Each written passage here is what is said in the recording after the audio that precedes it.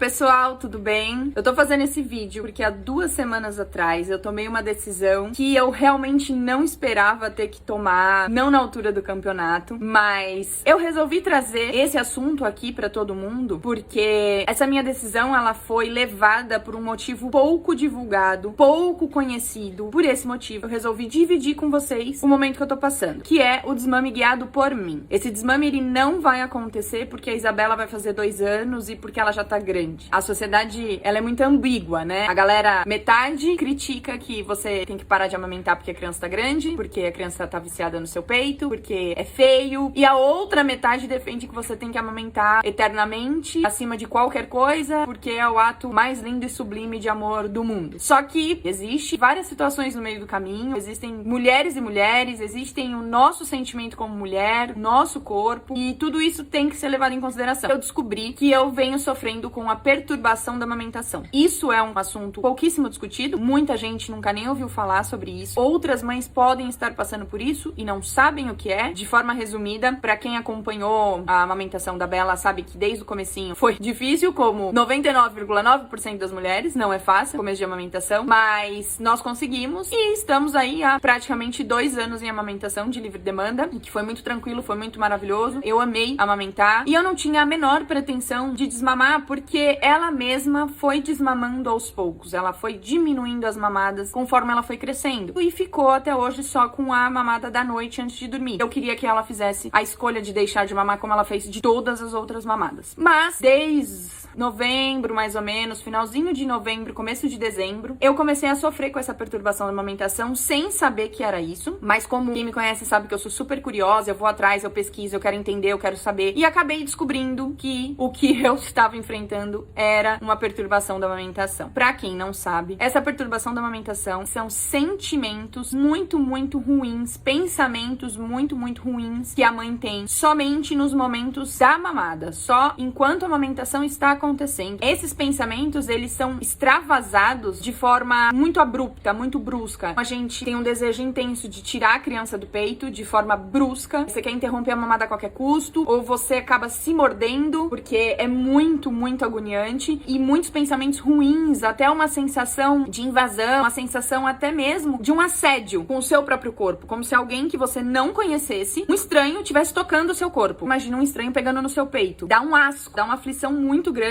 e um desespero, uma vontade de sair de perto daquele ser humano. É exatamente o mesmo sentimento que dá da gente com a criança. E imagina você sentir isso pelo seu próprio filho. É uma coisa muito ruim. E aí a gente entra num conflito do que a gente tá sentindo com o que a gente acredita ser certo ou errado. Então você se pune e se cobra por você estar sentindo raiva. O sentimento que a gente tem é raiva. Então quando a Isabela vem no meu peito pra mamar, hoje eu sinto raiva. Eu quero afastar ela. Eu não tenho nenhum medo de falar, mesmo que as pessoas julguem, nossa, mas a Bruna tá dizendo que sente raiva da própria filha, que absurdo. A gente não foi ensinado a nomear os nossos sentimentos. Quando uma criança hoje fala que tem raiva, a gente acha que é feio. A gente fala isso pra criança, né? Nossa, é feio uma menina ter raiva. E raiva é um sentimento como a alegria, como a tristeza, como a felicidade, como qualquer outro. Mas a gente não sabe lidar com eles. Então, não é legal a gente ter isso pelo filho. É óbvio que não. Mas ele é um sentimento. Eu tô sendo bem clara no sentimento pra que uma mãe que de repente passe por isso, ela não tem às vezes coragem de contar pra ninguém, porque ela vai falar, meu Deus, como é que eu vou falar pra alguém que eu tô com raiva do meu filho? Que eu tô com raiva quando chega perto de mim, que eu quero jogar ele longe. É um absurdo uma mãe falar isso de uma criança. Então eu tô sendo muito clara aqui pra que outras pessoas possam se identificar e entender que não, a gente tem que falar o que a gente tá sentindo. E a gente tem que tratar isso. Tem momentos que eu me seguro e eu me mordo, e eu choro, e eu fico mexendo os dedos dos pés, eu fico chacoalhando a perna, eu fico tentando pensar em outras coisas, mas é muito difícil porque o pensamento e o sentimento, eles são muito fortes, e na maioria dos casos eu preciso tirar ela do meu peito, e a gente acaba fazendo isso de forma brusca. Então eu empurro ela, e ela não entende, e aí ela pede o TT, e aí eu falo que não, e não, mas na hora eu tô com muita raiva. Então não é um não carinhoso, na hora a gente não consegue se controlar. Isso é um assunto sério. As causas que podem levar uma mulher a ter perturbação da amamentação, ainda não tem muitos estudos sobre isso. Os mais conhecidos que podem acontecer, primeiro, são crianças acima de 1 ano já. Então não confundam as mães que estão começando a amamentação, que tem aquela repulsa e que às vezes até inconscientemente, quando a criança vem mamar, a gente se curva toda pra trás porque a gente tá com dor física. Não é isso. Esse começo da amamentação é muito natural a gente fazer isso. É uma defesa até nossa por conta da dor que a gente tá sentindo. Mas depois de um ano, dificilmente uma mulher tem dor na amamentação ou qualquer outro tipo de dificuldade. Até porque não dói. Ela não tá mamando e tá me mordendo e tá me machucando. Não dói. É simplesmente o fato dela estar no meu peito. Alguns motivos são pessoas que estão amamentando filhos, 2 crianças ou 3 de idades muito diferentes. Então, um bebê muito pequeno com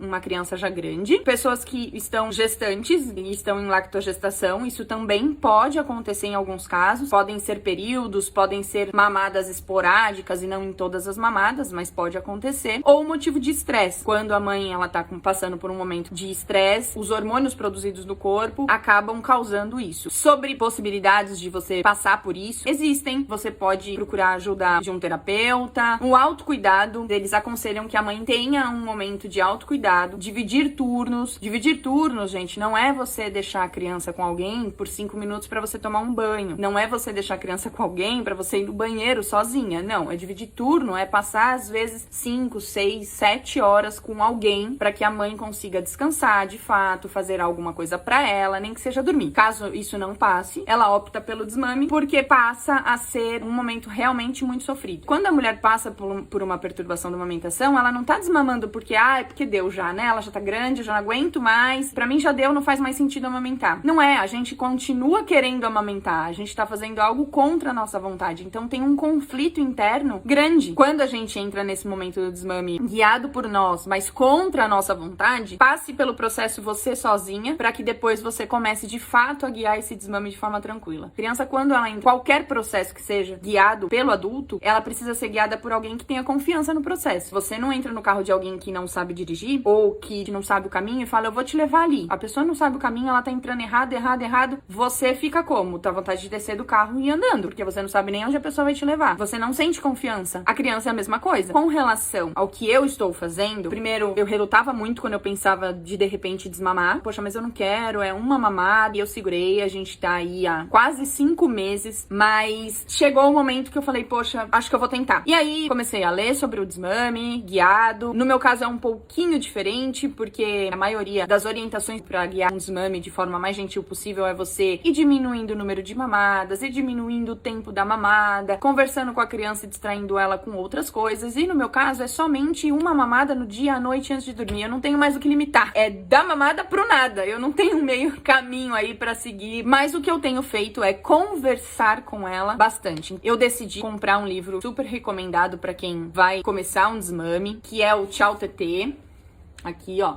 O livro, até a 11ª página, é só tratado com a mãe, tirando toda a culpa que a mãe sente por ter que guiar um desmame, às vezes por trabalho, às vezes não importa o motivo. É um encerramento de ciclo muito importante. Até então, eu não tinha noção que ele seria tão importante pra mim. Eu achava que ele seria muito mais importante pra ela do que pra mim. Mas quando eu peguei esse livro na mão e eu comecei a ler, e aí quando eu peguei ele na mão, parece que se materializou como algo assim, eu vou realmente começar um desmame. Eu confesso que eu só chorei às 11 páginas e guardei o livro na gaveta por uma semana. Eu olhei pra mim no espelho e falei, eu não tô preparada pra esse momento. Ai, mas você tá sendo, nossa, extremamente mimizenta. O mimimi nada mais é do que a dor do outro, né? Não é a nossa. Então é muito comum a gente menosprezar o sofrimento do outro, a angústia do outro, enfim. Depois disso, respirei fundo e aí chegava as noites e momentos muito difíceis. Esse momento bem turbulento, que pra mim era muito gostoso, trouxe essa decisão de falar, não, realmente, se eu não tenho outro caminho, esse vai ser o caminho. Porque desse jeito que tá, não tá legal. E aí a gente entra num outro ponto que eu falo sempre, que é sobre a gente ensinar algo pros nossos filhos. O respeito consigo mesmo é extremamente importante. E muita gente não tem respeito consigo mesmo. Deixa que os outros façam com ela o que os outros quiserem. Ela respeita os outros, mas não respeita a si. E a gente ensina coisas pros nossos filhos através do exemplo. Como que eu quero ensinar pra minha filha o respeito próprio se eu não estou me respeitando num momento que realmente tá muito difícil pra mim? Se não tá mais bom pra mim, não tá mais bom pras duas. E a amamentação é uma via de mão dupla e unicamente de mão dupla. Ninguém tem mais nada a ver com isso. Nem a sogra, nem o sogro, nem a tia, nem o vizinho, nem ninguém lá do restaurante que viu você amamentando, nem o pai da criança. É somente a mãe e o bebê. Ponto. Se para um dos dois não está bom, vocês precisam tomar uma decisão. Se para os dois estão bom, não importa se a criança tem 5 meses, não importa se a criança tem 4 anos. Segue a sua vida. Comprei o livro, guardei ele por uma semana, depois eu retomei a leitura dele. A partir da 11ª página é uma historinha pra você ler com a criança e basicamente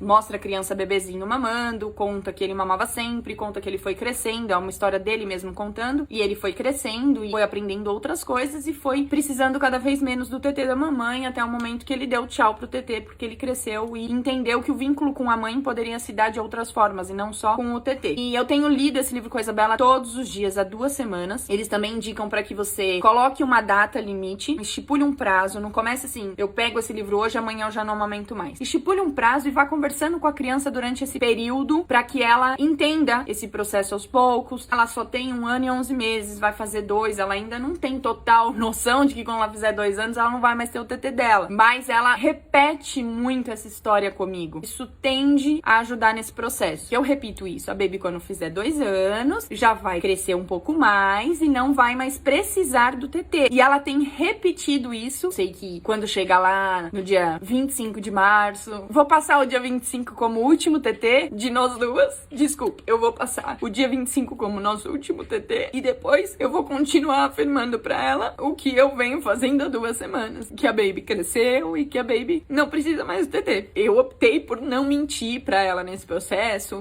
dizer que acabou, ou colocar a coisa no peito, tampar, ou coisas do tipo. Eu optei por não fazer isso. Eu optei por ser muito sincera com ela. Então, o TT ele ainda existe, mas a gente pode fazer outras coisas que não seja o TT. Depois, eu vou contar pra vocês como é que foi, em quanto tempo ela deixou de pedir o TT, porque ela ainda vai pedir por um tempo, isso é natural, mas eu quero deixar apenas o meu alerta pra quem sente alguma coisa do tipo e não sabe o que busque ajuda. Às vezes a sua amamentação ela não tá perdida. Mais uma vez, eu tô sempre aqui como rede de apoio pra qualquer pessoa que precisar. Um beijo, tchau, tchau.